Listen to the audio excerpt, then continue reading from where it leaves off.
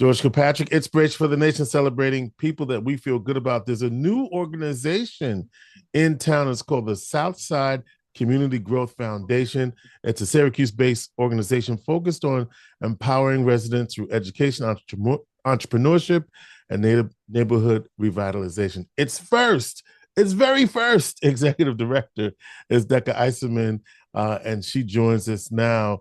Deka, so glad to have you here, and I would love for you to tell us, for those who may not know, what the Southside Growth Community, wait, let me say it again, the Southside Community Growth Foundation, what's the mission and how did this all begin?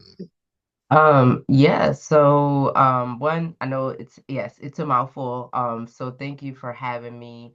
I will say Southside Community Growth Foundation is a new nonprofit. It was started by philanthropist Chetty Hampson, who also grew up in that neighborhood. Started a company called TCG Player, did very well with that, and has since retired and is now on to You giving back. mentioned that the organization was founded by Chetty Hampson, and he sold his company TCG Player and philanthropy. What can you say about Chetty and who he is? Um, I'd say, so far, what I know of him is he seems to be very genuine, and just really looking to give back. And to me, that just says a lot because, someone who finds himself or lands themselves in a position that he is could certainly just go on with their life and just be traveling the world and just doing what they want and, life being great. So to decide to give back in this way um just it says a lot to me, but then also I think what was surprising for me is I think coming in my expectation might would have been that maybe he was a little more hands off or less involved, but it's actually quite the opposite. He's really invested in this, he's really excited about this, and so that's great especially for me as an executive director, right, to have a board president that's just so invested in everything that we're doing. And I really just feel like he's committed to the success of the organization and for Southside neighbors, to the community. So we are a comprehensive place-based neighborhood revitalization effort focused on the south side of Syracuse. So as you said, we're looking, long term. We're looking to see as a result of our efforts, I should say, we're looking to see resident empowerment, more quality housing on the South Side, community-driven development, and economic mobility for the residents that live there. Why did you see, or why did Chetty feel the need to create a new organization to do exactly what you're doing? I actually really appreciate that question because, I think just the reality of it is like every time you turn around, like there's a new nonprofit. And yet like we still haven't moved the needle really on like poverty, hunger and homelessness, the housing crisis, food desert, right, so on and so forth. I can go on. And that's not to say that no one is trying or to discredit the efforts of many people who are working really hard, but what I am saying is that I think many new nonprofits will say they don't want to recreate the wheel or they're not here to do that.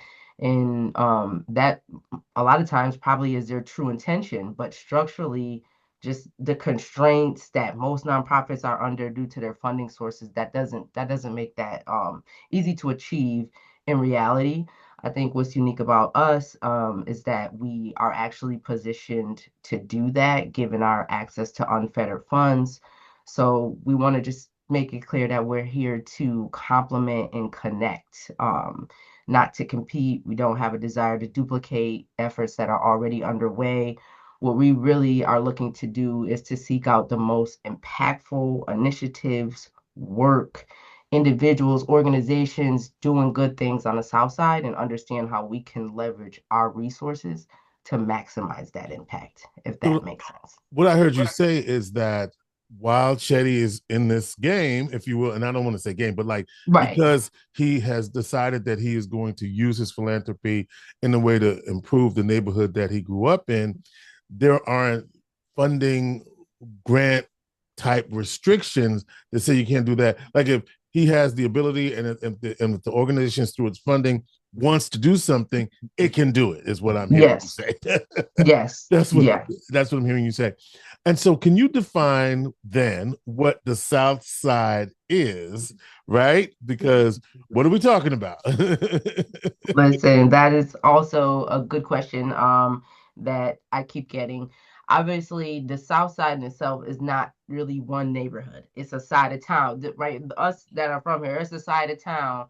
It's a quadrant of the city. So there's a bunch of neighborhoods that actually make up the South Side. However, we are focused, just to make it easy without overcomplicating it, is we are focused in the McKinley Brighton neighborhood, which is actually a neighborhood that is recognized by the city, and really the areas that are immediately surrounding that neighborhood. So if folks were to go to our website, there's a little map there that literally shows you exactly what the McKinley Brighton neighborhood is, and then think obviously the things that are surrounding that neighborhood impact that neighborhood. So we have an interest in the areas directly surrounding. So that's our footprint. Because and basically what I'm hearing you say is that this is just south of the East Adams where you're seeing some work with the 81 and the Blueprint 15, and a little further down you've got the Valley, and so you're like, Yep. we want to hit that little middle piece that often, as I've heard you say in the past, that piece that often gets neglected because it's not sexy enough, if that, for lack of a better word. Yeah. I think, not only, yes, we're there because that's where Chetty grew up and that's where his philanthropic interest lies, but also there's a great need for investment, just care, and breathing life back into that neighborhood. And that's not to say that we are going to come in and swoop in like some savior. We're going to do it. We want to work in partnership with residents to do that. So I think, there is a lot of, the valley, they've got stuff going on there. And then you've got even the Sankofa area, you've Right, had just seen a lot before, of yes. investment. Yeah. Mhm. And then, of course, like you said, the over there in the 81 neighborhood that, everyone's talking about that is buzzing. Everybody wants a piece of what to do over there, but you barely hear anything around our footprint. So we're proud to go there and to work with residents and to say that there doesn't need to be any big initiative or anything happening or coming on the way for people to be worthy of investment. They just are. Give us a little sense of your own bio, because you've been well known to be out here in these streets doing the work. Yeah. So, I mean, interestingly enough, this is crazy. I also grew up on Kenmore Street for a period of years. So that's actually the street that Chetty lived on, and the house that I lived in too is now neglected. It actually has no porch on it at all. So, to go over there and to look around and to drive around and to think about, places I used to be, to see the park, to see like the community center closed down that I used to go to just see all the houses boarded up. It really breaks my heart. But so I'm from Syracuse, born and raised. I have a lot of family and friends that live in that footprint, or close or surrounding it. I don't want to get too deep in it, but I do always like to just share my why. Like I'm Go not ahead. just I'm from interested in that. here.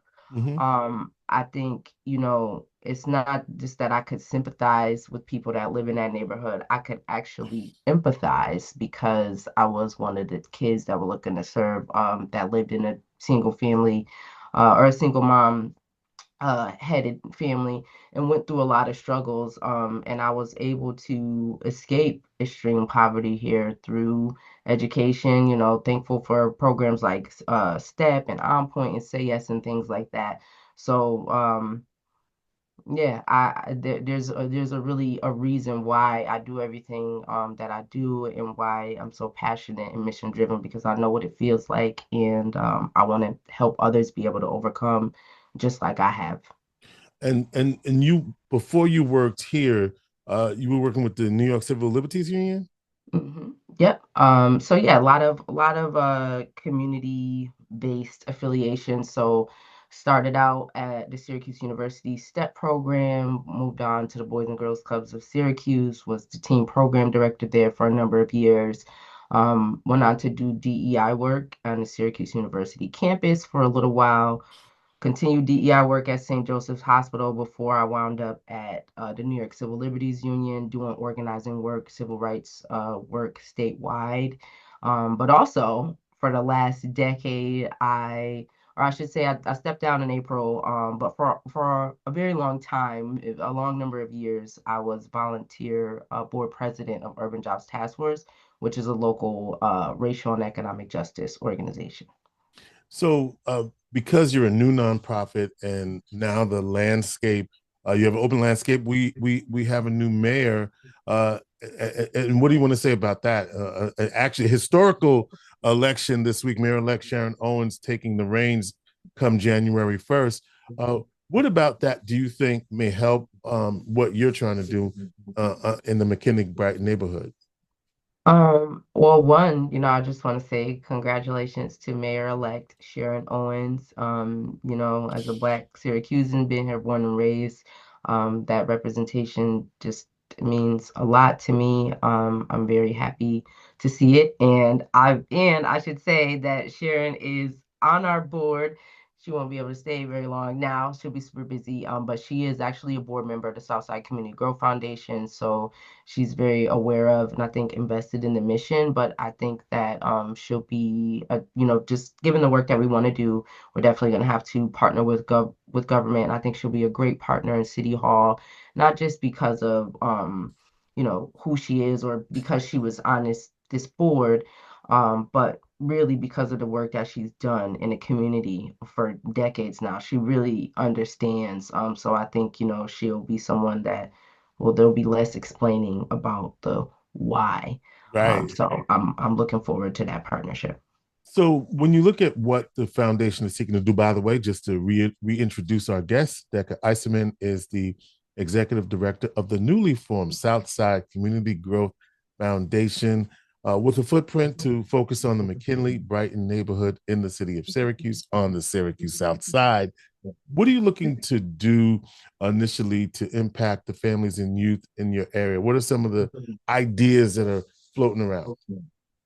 So I think I would say like on a broader sense, some of the ideas that are floating around, like when you think about, for example, economic mobility, right? For people to thrive economically, they need access to more money.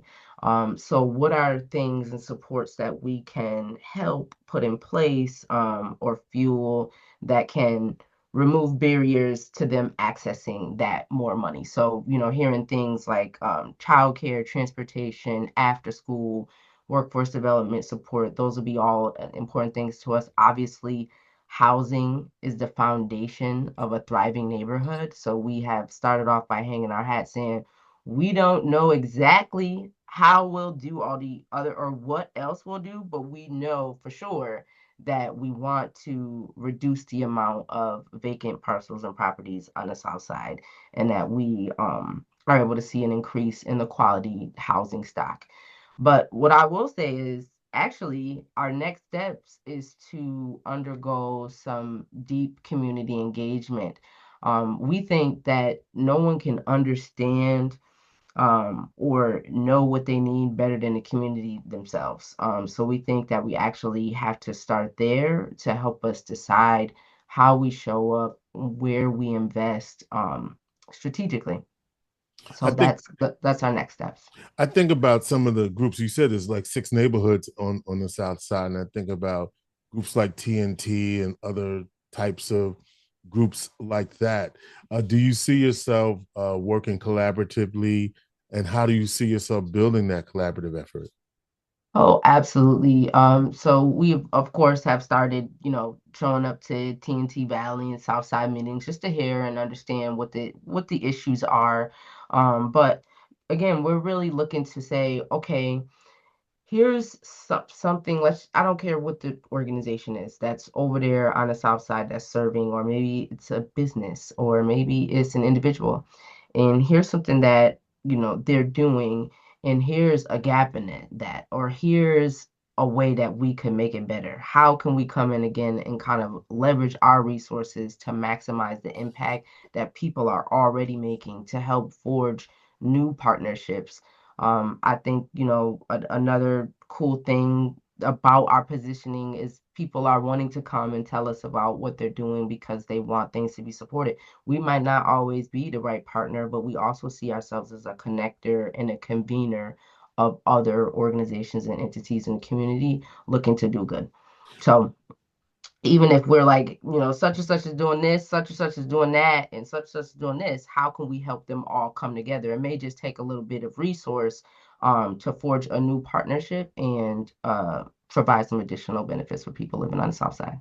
Basically, you see yourself working hand in hand with the neighbors to make sure that their voices is heard, because that's often what we see, right? Mhm. How many community town halls have we had where the neighbors express their concerns, we hear those concerns, and then they don't see in a fast enough fashion their concerns being addressed. And so, what would your approach be to building collaboration that not only lasts but also has a tangible impact, so that when we talk a year from now, we can see that, oh, because Southside Community Growth Foundation came together with this group, now we see new street lamps on some street or something. You know what I mean? Right. Well, that's really a great point. So, something I think I too should define. We're saying like Southside neighbors. What is that? Well, like, who is that? Well, who is Southside neighbors? What do we mean by that?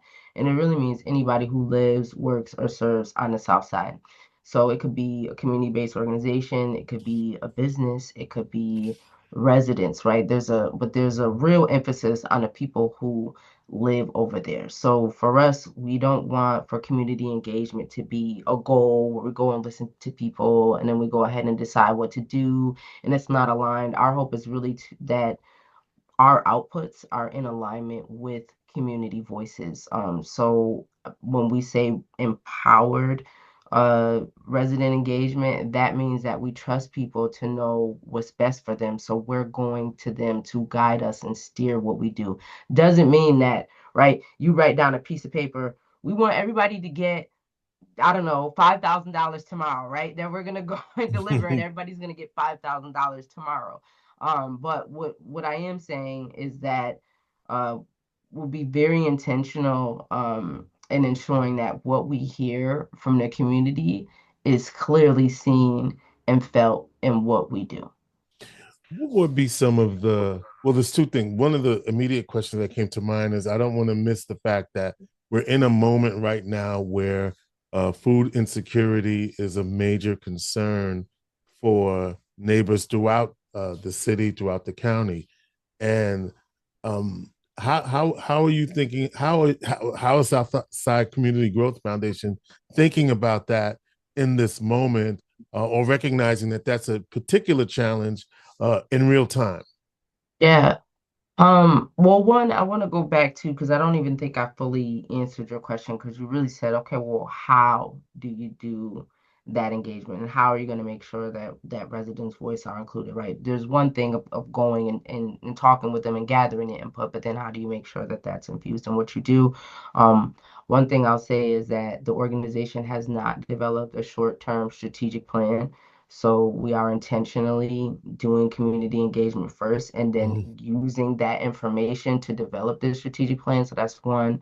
Of course, we have a goal to have a resident advisory council that will be included in our decision making in some way. So there will actually be like a group that maybe neighbors don't have to just come to us. Maybe they Yeah, go to that group and then right. that group can hold us accountable and they can say, hey, Deca is not doing this, get them, right? And then that group can come and say, hey, you're not doing a good job. But I also just think inclusive and robust engagement. So it doesn't mean, oh, we're going to hold 2 or 3 town halls and we're going to hear from you. And then we're going to just put out a little dry survey that we don't really put any real effort to make sure that is completed by a diverse set of people. So I think we want to use just kind of a multifaceted Hmm, hmm. approach for how we reach people. And as somebody who has been in the community for a long time, there are a lot of innovative ways that you can do that. All right. In terms of food insecurity, and you know, SNAP, all of these challenges that are going on. It's really unfortunate, actually. It's really Right. you know, I'll get off topic going into it, so I'm going to remain composed. But what I'll say is, yes, we are thinking about that. I think we, also are thinking about, holidays and, how that can impact things for families. So, given that we don't have our own physical space yet Okay. on the South Side, Right. we have been in conversations with some businesses and some organizations and expect to be doing something nice for Southside neighbors around the holidays. We just don't know what yet, but that is on our mind, and we will be putting something out for Southside neighbors before the end of the year. I just can't tell you what it is yet. Yeah, and I just wanted to mention that because I didn't want to overlook the fact that this, for many folks on the South Side, this is an issue and a concern. At the Mhm. same time, what are the biggest myths that you want the community to uh, overcome, or what do you think the perceptions are that you want to change in terms of how we see the community? Um, I just want to, my hope, over there, I'll just say, when you ride around, you see, blight, you see a lot of, I think what speaks the greatest volumes to me, is just the saturation of predatory businesses that are in the neighborhood that really exploit people more than they serve them. Can you be Um, bonus like what, for example? like a corner store, like a check cashing, like a rent a center, like things like that, right? That they don't really long term when you think about it, they don't really help our community. They keep them stuck. So I think, you know, for us and what we're looking to do in terms of, if you look on our website, there's all these big words, increase public and private investment. Like, what does that mean? Really, just what we're saying is by recruiting, supporting, working with businesses that share our values and really contribute to the community's well-being long term, you want to cultivate a more ethical commercial landscape. So that's my whole. I'm a visionary person. I dream big, as y'all know. The whole I-81 process, people thought I was crazy in the beginning. They're like, not all those local people aren't going to get jobs. So I was like, I could see it. They can do it. Um, and we can do it. So I just think I don't see that community as how it looks right now. I see it for the potential that it has. And I just feel very grateful again for a once in a lifetime opportunity to invest in a community that usually has to wait for investment. And I just want to say to people that they're worthy. Mm. And that's it. Hold that. I love that you're worthy, because at the same time, I want people to see what you see on the other side of that. Like what, because we have hardworking families who are raising their kids and want the That's best for right. their kids, and those are the kinds of things that we're not seeing a lot of, right? Inspiration for the Nation exists because we want to celebrate the positive achievements of African Americans from all walks of life and promote the positivity of neighborhoods. That yes, there's some things that are are happening, but at the same time, there's some everyday folks who are living, thriving, and working. I guess I'm asking you to say what I'm saying, but anyway. Well, I mean, but just to, but yeah, but just to add to that, the McKinley Brighton neighborhood in itself is like 71% black, right? Like and then just the South Side in general, right? Like just what they call it the soul of Syracuse. There's a lot of heart over there. There's a lot of soul. There's hardworking people who where there's some people who are already thriving, who are already doing well, who are reaching back, who are giving back. There are people who are right there on the cusp to that next level of growth. And there are people who are struggling and want to do better and don't want to be struggling. I think something I really appreciated, as you know, there's going to be a grocery store being planned to come in the Tops Plaza, which is, so super excited about that. So there was a public meeting that happened last week, about it at McKinley Brighton School. And a bunch of people were bringing up, like, oh, well, the top's closed because people, there's issues with theft and this and that. And I was so grateful to a neighbor that spoke up and said, basically, do you think people want to steal? Like, do you think that that's who people are as a person, that that's their character? Or is it that people are struggling and they're forced and they have no other choice? So, I am hopeful that when people see current challenges that exist over there, whether it be the acts of individuals, whether it be the way that businesses look, the availability or the condition of housing, whether it be whatever it's over there that you want to see and associate with negativity, is to think less about what it is that's happening or that you're seeing and take that next step in your critical thinking and think about why it is. You- I'm glad you mentioned the new supermarket going in that area. And as simple as this, I needed to get some fruit, right? One day, and I happened to be over that side of town, and I literally was driving up and down, and I could not find. And this may seem to be an exaggeration, but I was like, I had to go like over there to get on a different part of the neighborhood to just get a piece of fresh fruit. And it really symbolized for me when we talk about food desert, it's serious for people who may not have transportation, or they may, but it wasn't right there, right? And so I just found that is going to be a real boost for the neighborhood. I know that youth Yeah. engagement and empowerment is also part of your vision and a passion. And so, how are you helping young people, or how will you help young people see the opportunity and leadership within that community? Again, I think that's going to be through, or I guess what we'll plan to do in terms of that will come from community engagement. So we want to Mhm. hear from parents, grandparents, from teens, youth themselves. What is missing here? What is something that you think that you need to thrive? What is something that you want to learn more about and explore? And of course, connecting that with things that we know are coming down the pike, right? You got Mhm. Micron, you got all these new careers coming, you got a bunch of other investment happening. Mhm. So how can we make sure that our young people are not left behind that investment and that they're able to kind of benefit from some of this just momentum. You got the STEAM school, you got increased funding for the Syracuse City School District, you got a new incoming superintendent, new incoming mayor.